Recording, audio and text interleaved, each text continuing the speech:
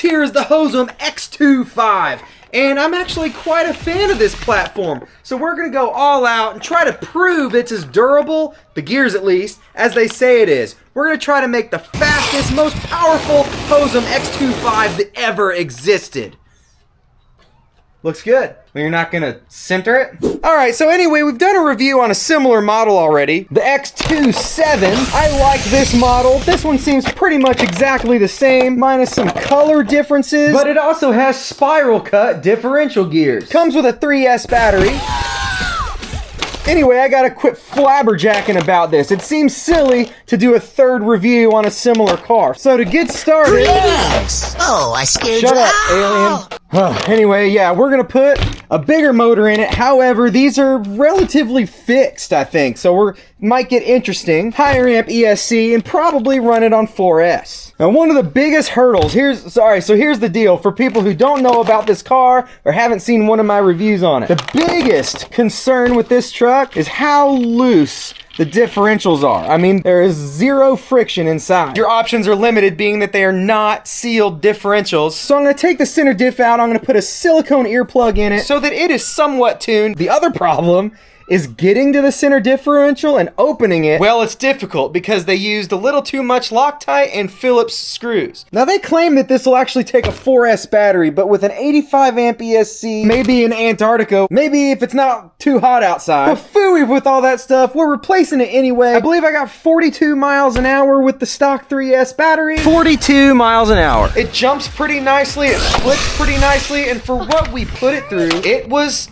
pretty durable. Not much happened. We bent a camber link or a tie rod. The body doesn't have so much as a crack in it. It's just, I'm happy with it, minus the unsealed diffs and the somewhat difficult serviceability. And these are oil-filled shocks, but they are a little bit too bouncy. Let's get cracking. Probably should remove the battery. Oh wait, there's more. There's more. This comes with spiral cut gears. The center is not, because it's just running off a line of gears there. And this is good news because Hosim has had issues with differential gears being soft. I think they finally heard all those screams about it and did something. But this amount of power is gonna be a pretty brutal test. We got our Hosim poster, sporting that Hosim cap. We got a Hosim bag filled with our Hosim body clips. Yeah, they say Hosim on them. Dude, we went full cuckoo for Hosim puffs. And if you do this to your Hosim, make sure you use a quality Phillips #2 screwdriver. Pretty small center differential. Now these were the really difficult screws.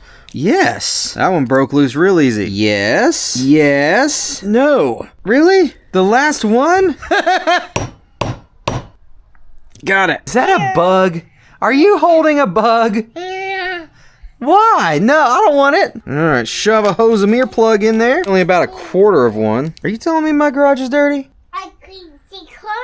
No, you don't need to clean the RC car. Alright, I was able to find these teensy-weensy little screws with hex heads. And we now have a differential with some resistance. Now the bad news is this setup does not give you much options. I mean, you're kind of stuck. It's a fixed motor mount with no adjustments. And after some guidance from Brian and Aaron, kind of decided to upgrade the ESC and throw 6S at the stock motor. And it might fly into a bajillion pieces. To achieve such greatness, I got this 150 amp system. This is a big old hunker for a not so standard 10 scale. We can mount her right there. Plus that forwards the weight distribution. Somehow we're gonna have to shove two 3S giant batteries on here. Since these receptacles are 17 times bigger than these plugs, even the adapters I got don't go down small enough. So we're double adaptering.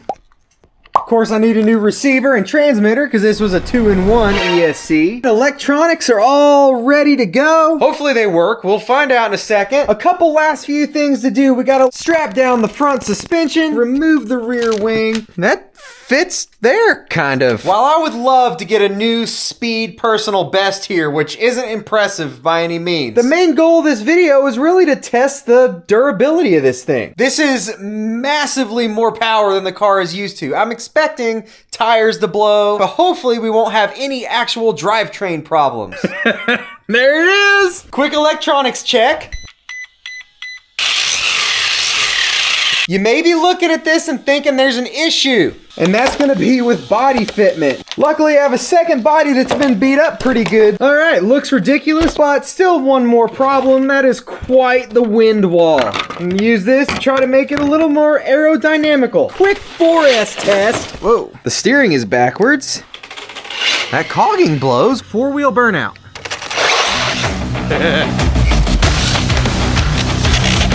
That noise is body rub. The cogging has me worried. I guess that motor is a bit underpowered. Oof! Oh. How's everything feeling? Motor is pretty warm. It's rather cold outside, but grass usually brings out the motor heat, so hopefully we'll be good.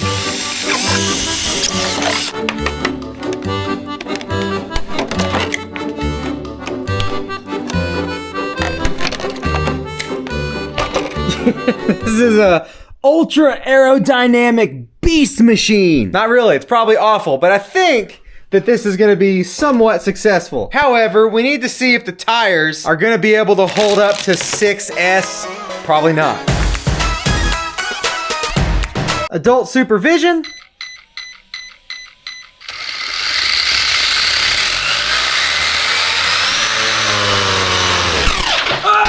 We're okay. Wow. That was quite the expansion and nothing but glue separation looks like.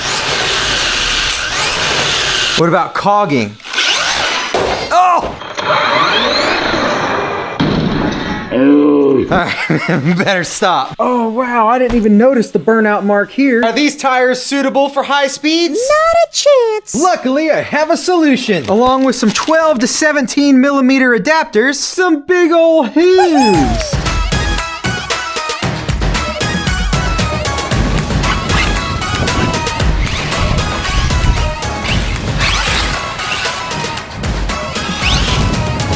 Man, the cold rubber and the cold asphalt is not a good combination for what we're trying to do here.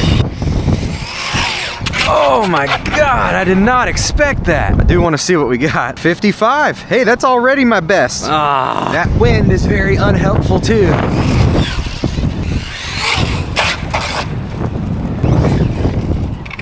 Oh no, no, no. Oh, I saw that little bolt fly off. I hope I can find it. It's like right here somewhere. I've got an audience member over there and I feel like an aardvark looking for ants. I don't even know if aardvarks eat ants, but probably. Oh my God. Holy crap. Even the wheel pin stayed in there. That's just magical. Oh, but I'm still missing the hex. Oh, believe it or not, I found that too. That is incredible. This was meant to be.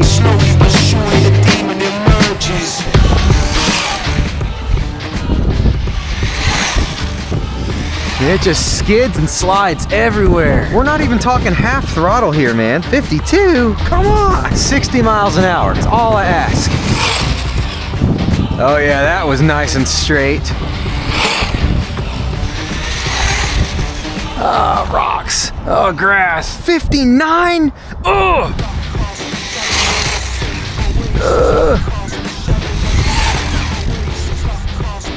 That was a 720.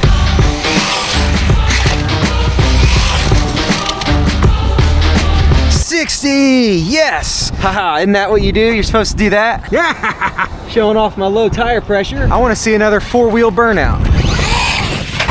And you know what? Impressively enough, that motor is not hot. Neither are my adapters. They're all good. Nice. Well, we'll talk more about that awesomeness in a minute. First, 6S on the stock tires. I already re-glued the two that flew apart. Again, this is a durability test. Man, that's heavy. To see if this drivetrain will hold up like they say it will.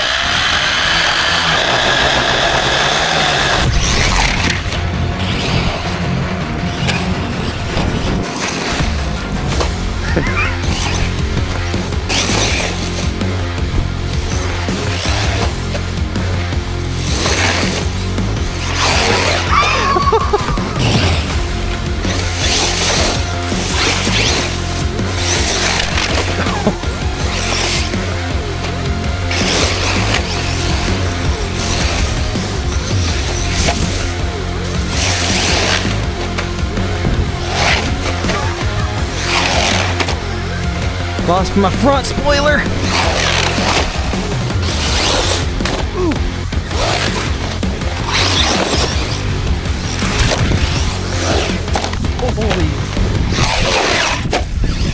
Jeez, that's terrifying. Land on power.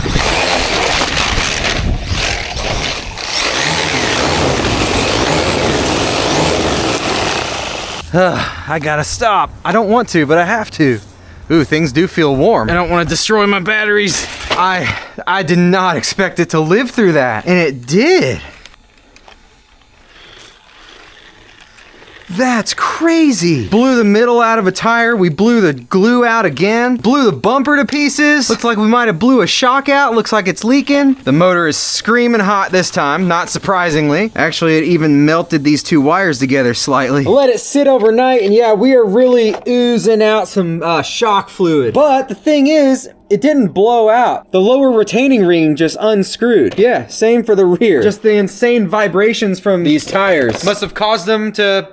Anyway, for the most part, I feel like I hit the goals I was trying to achieve. I broke my week personal best on speed, which was only 53 miles an hour, which I accomplished with this guy. Before that, I had this one to 52. Most likely could get 70 or more out of this, but because the cold makes the rubber hard and the asphalt less tacky, and probably also because this just isn't the tightest suspension. I mean, there's a lot of play. It just kept spinning out. Also didn't really have room to go much faster. And the transmitter and receiver I put on here does not have a gyro. A gyro would have helped a little bit probably too. Now, is this the fastest X25 to ever exist? I don't know. I'm not sure. But 60 is cool. I'm happy with that. That was the minimum that I wanted to get, but hey, it's something. The main goal I was trying to accomplish was to prove that these differentials are actually better than they used to be. And you know, it sure seems like it. Still, time will tell more than anything. But for one video, I can't think of a crazier test